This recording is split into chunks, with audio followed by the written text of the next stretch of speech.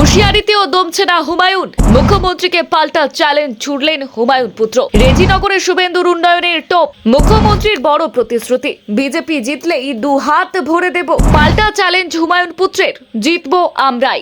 রেজিনগরের মাটি কাউকে ছাড়বে না। উপনির্বাচনের আগে তুঙ্গের রাজনৈতিক মহারণ। রেজিনগর বিধানসভা কেন্দ্রের উপনির্বাচন এখনো ঘোষণা হয়নি, কিন্তু ভোটের দামামা যেন ইতিমধ্যেই বেজে গিয়েছে।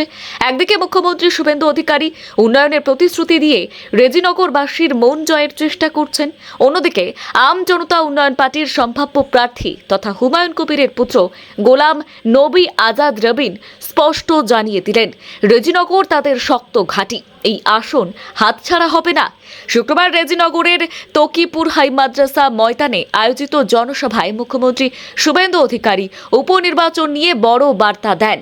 তিনি ঘোষণা করেন, আগামী 2-2.5 মাসের মধ্যেই রেজিনগরে উপনির্বাচন হওয়ার সম্ভাবনা রয়েছে। আর সেই সভা থেকে ভোটারদের উদ্দেশ্যে একাধিক উন্নয়নের প্রতিশ্রুতি দেন তিনি। মুখ্যমন্ত্রী বলেন, রেজিনগর থেকে বিজেপি প্রার্থী জয়ী হলে এলাকার মানুষ যা চাইবেন তাই দেওয়া হবে। ভাগীরথী নদীর ওপর 2 সেতু নির্মাণ, পরিযায়ী শ্রমিকদের কাজে ফিরিয়ে আনা, এছাড়াও আবাস যোজনার ঘর থেকে শুরু করে একাধিক উন্নয়নমূলক প্রকল্প বাস্তবায়নের আশ্বাসও দেন তিনি। তার কথায়, রেজিনগরের উন্নয়নে কোনো খামতি রাখা হবে না। মুখ্যমন্ত্রীর এই প্রতিশ্রুতির পর বিজেপি শিবিরে স্বাভাবিকভাবেই উৎসাহ বেড়েছে।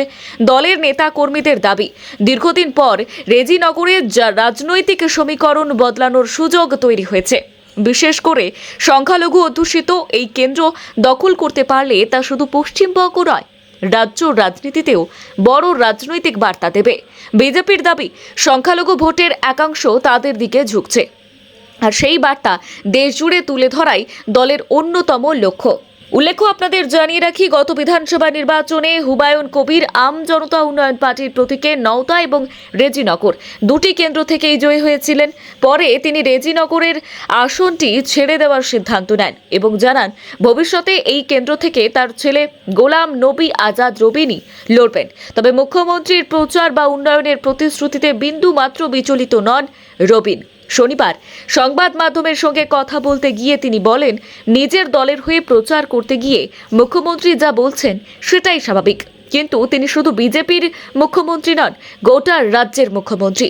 তাই কোনো নির্দিষ্ট দল জিতলেই উন্নয়ন হবে এমন কথা হওয়া উচিত নয়। রবিনের বক্তব্য, মুখ্যমন্ত্রী বহুদিন ধরেই রেজিনগরের সমস্যা সম্পর্কে অবগত, তাই ভোটের ফল যাই হোক না কেন তিনি যেন রেজিনগরের উন্নয়নের প্রতিশ্রুতি বাস্তবায়ন করেন।